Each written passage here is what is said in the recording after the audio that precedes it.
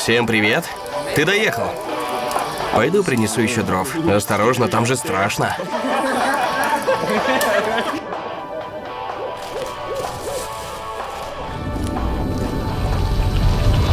Бу! Блин, чувак!